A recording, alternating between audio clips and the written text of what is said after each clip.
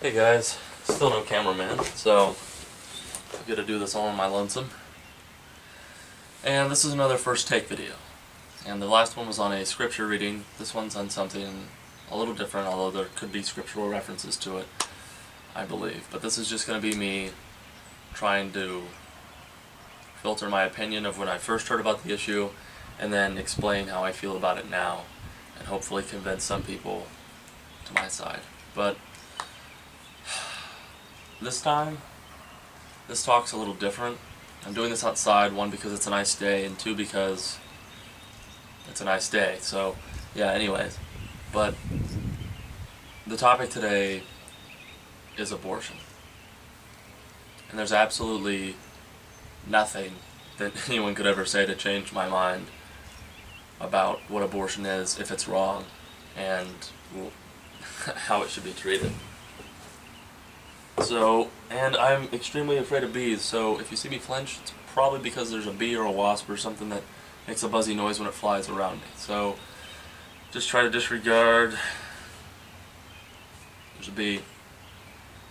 Alright, not doing any harm, and I must be somewhere near hunting season grounds for bees. I don't know what they hunt besides flowers. There's no flowers here, so I don't understand what's happening. Anyways.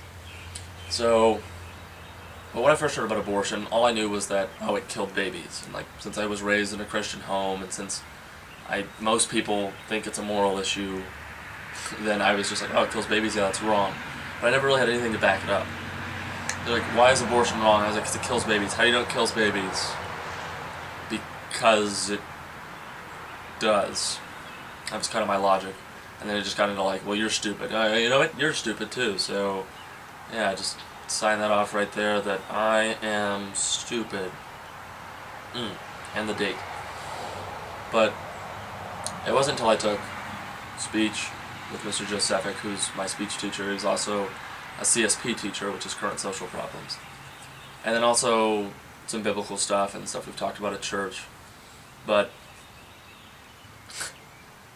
the facts are, I mean, this is going to be a quick first take video, if I can just get this all out at once, but I feel like I'm going to get sidetracked and ramble a lot like my last one. But something that's dead, this is the strongest point I have. I'm going to start with the heavy hitter and then just kind of, switch in my less strong hitters as I go through. But my A-Rod, my first hitter is something that's dead can't be made into something that's got life. So you can't say that the baby was never alive.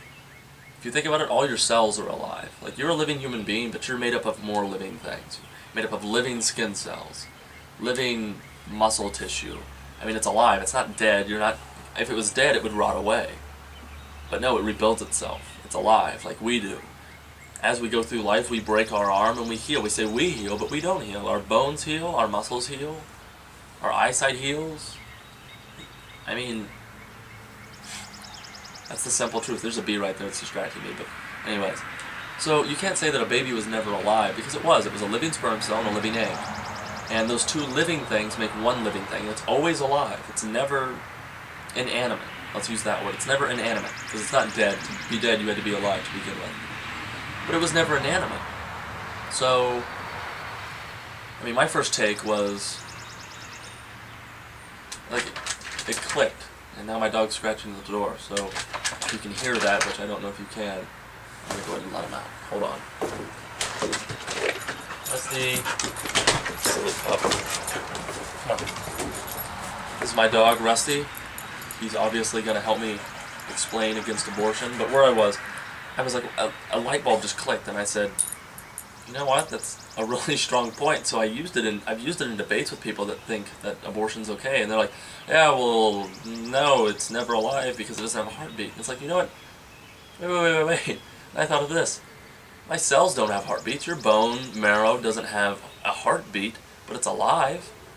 It's a living substance. That's a huge bee. It's one of those round bumblebees.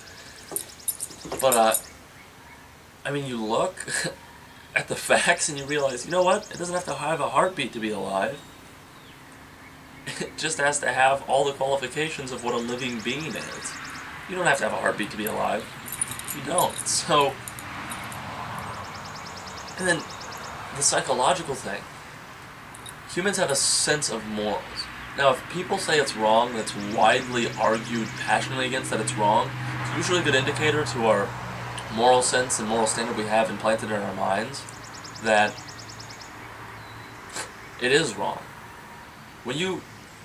If you've read Huck Finn, when Huck, he wants to turn Jim in because he doesn't want to be known as like an abolitionist kid. He strongly believes the Southern mentality that blacks are slaves, property, and they aren't people. Yet when he goes to turn in Jim, he feels so bad about it, and Jim says, "Oh, I never had a friend like you before, Huck," and Huck feels like, you know what, I can't turn him in.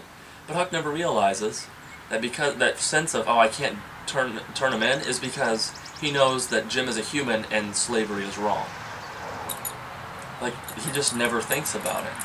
So, what you're left with is that you can morally feel that it's wrong. Psychologically, when a mother gets an abortion, as soon as she's pregnant, there are maternal ties to the baby that's in her abdomen. And when she gets an abortion, lots of women develop mental health issues, psychological health issues.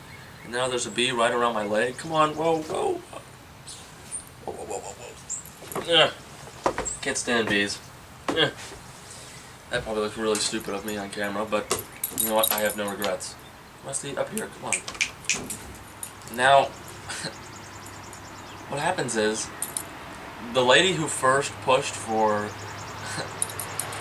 the Supreme Court to pass, I'm so sorry, to pass the, I'm just gonna kind of walk around until these, yep, they're all gone. Well, man, I am not looking good today, am I? But seriously, I'm not looking good. Yeah. Alright. But every time you have a mom complain, like, after she's had an abortion, that she feels terrible, psychologically, mentally, physically, she's already been weakened and deteriorated a little bit. And the lady who pushed for the Supreme Court to pass abortion as not illegal is the same woman who now is a leader in the pro-life push. So that should just ring some really loud bells somewhere, alright? Because, I mean, the one who got it passed as not illegal is now trying to get it to be illegal. Much like taking Christianity out of schools.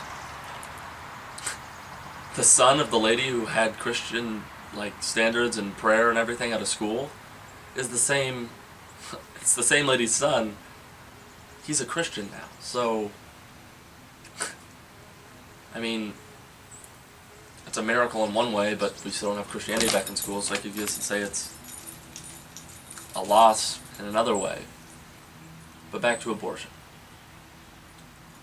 Abortion's wrong. Like, plain and simple. You look at it, it's always alive from day one. It causes health issues to women, which anything that causes a health issue is usually bad. Actually, it is bad. There is no usually, it's always bad. And then we have a moral feeling that it's wrong. And that's all we really need. So, I mean, take this for what you will. You're probably just going to disregard it. A lot of people are. They're going to say my argument's not strong, but prove to me that a baby, an embryo, if you want to call it that, a fetus, prove to me that it's never alive. Show me a cell that's dead, inanimate, that suddenly becomes something that's living. Prove it to me. Because I really don't see another way. And that's my first take.